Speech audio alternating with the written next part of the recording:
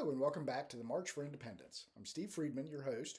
I'm a parent, author, and advocate for the Down syndrome community. This session, I wanted to share with you a topic that is quite controversial, I think, within the Down syndrome community, and that's housing. So I'm coming to you for this episode from my daughter's room, Gwendolyn's room in our house. The strange thing, perhaps, is that she doesn't actually live here. She visits. So, about a year and a half ago, she moved out and moved into an independent living community. This was part of her independence plan. She was 28 at the time, and it was a culmination of a lot of work, a lot of discussions about what her hopes and dreams were, and about a lot of the options that are available. So, recognize this is a challenging topic for most parents. After all, it's a new issue. I mean, not that long ago, options to live outside of the house were limited largely to institutions. Nowadays, there are so many different options for housing, but many of us have not really thought about it, or we feel compelled to have our child or adult with Down syndrome live at home. We feel that's our obligation, and perhaps there's even a little bit of shame and embarrassment in the consideration of them not living at home. It's a scary issue. The way I've approached it is I really think about a person centered planning approach, which means that our daughter with Down syndrome is the center of our independence plan. So, what does she want? What does she need to flourish and achieve her goals and dreams for her life? And if that means that she can achieve those here at home, that's great. If she needs to go out into the broader community, live on her own or in a safe environment with other people, then that's where we're headed. And for us, that was a discussion we've had over several years, and ultimately led to her moving out of the house and into her own living community. I look at the challenges of housing in two different ways: short term and long term. So, regardless of how old your son or daughter is, consider what the short term options are. And I start that evaluation off with the questions: are they ready and are you ready? So many self advocates are not quite ready to move out on their own. It's a big obligation. It depends on what that scenario is, and we'll talk a little bit more about what the options are as far as living on your own. But if they're not ready, then there's more work to do to get ready. The second question of "Are you ready?" is a completely different issue. Some of us parents may say we're never ready. We didn't expect that this would be part of the plan, and it's not really something we're prepared for. But again, I'd lead off with what does the self advocate need and want, and then how can we get there? In the short term, it's possible they're not ready, in which case you've got a couple different options. They can continue to live with you. They could live with another relative, a sibling, an aunt, uncle, grandparent. They could go into a transitional program. So there are a number of transitional programs that are starting up in the U.S. that allow self-advocates to live in a protective environment where they learn more about how to be independent, how to take care of themselves, hygiene, things in the kitchen, how to be safe, how to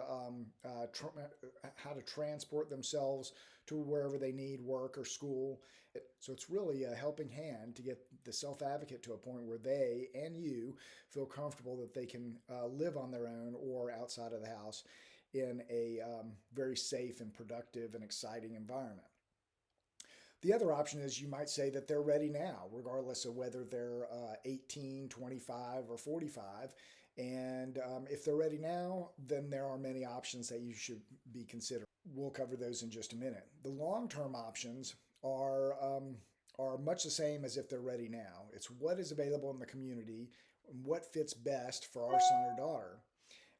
What prompts us to eventually say it's time, even if it's long term, even if it's several years down the road? Well, again, it's are they ready and are you ready?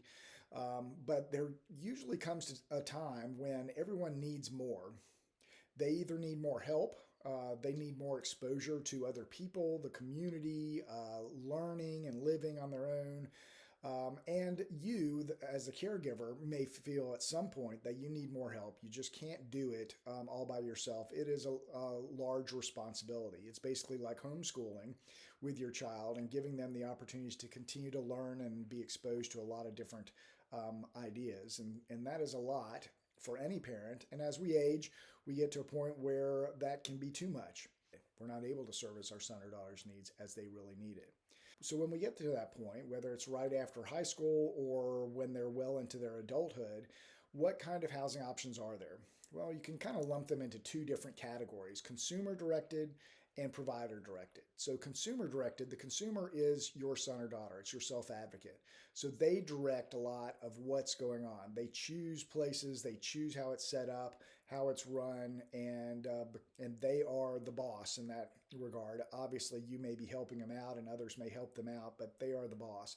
So a lot of the options there might be they get their own apartment or townhouse or condo, and so they, with your help likely, will find the place, contract for the place, they'll clean up after themselves, they'll take care of themselves, they'll take care of transportation to wherever they need to go to. So this is largely for more independent people. There are other consumer-directed options that are not as independent. They may have a roommate. They may have a roommate who is a neurotypical person that is there to kind of help them out and check in on them every once in a while. So it's definitely not a 24/7 sort of arrangement, but it's something that provides some additional support that many self-advocates may need. The provider-directed option is where you're going into really somebody else's home or housing organization, and you live there, and they set up a lot of the activities and the transportation.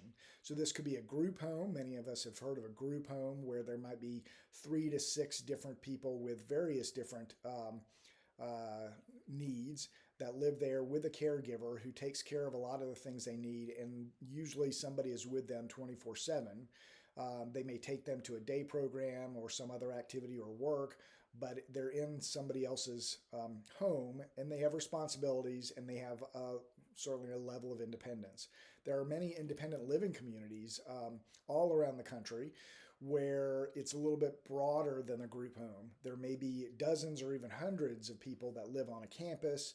The people that manage that campus take care of a lot of the basic needs. They cook usually, they provide security and safety, and they provide a lot of activities. So oftentimes in these kind of arrangements, the day programs and work activities are coordinated through the organization. So there's less obligation on the self-advocate or the family to figure those things out because they are provided for. So it's more of an all-inclusive sort of package. It does mean they don't have full reign of whatever they choose to do. So it really depends on what you and your self-advocate are ready for. For our daughter, we felt like a provider-directed arrangement was best. That may change over time, but what we've found in the first year and a half is it's really been a great fit.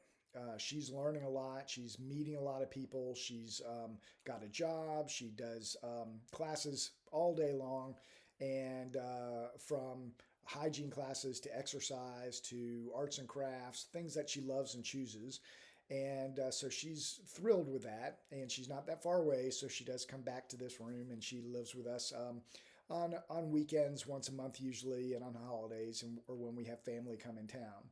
So really, the housing shouldn't be as overwhelming as it seems to be. It's a matter of really learning more about the housing options and what fits for you now and what will fit for you later.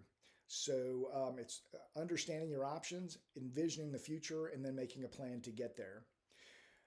What I would suggest as far as your next steps is to continue to learn about the housing, whether your child is a toddler or whether they're an adult or a teen.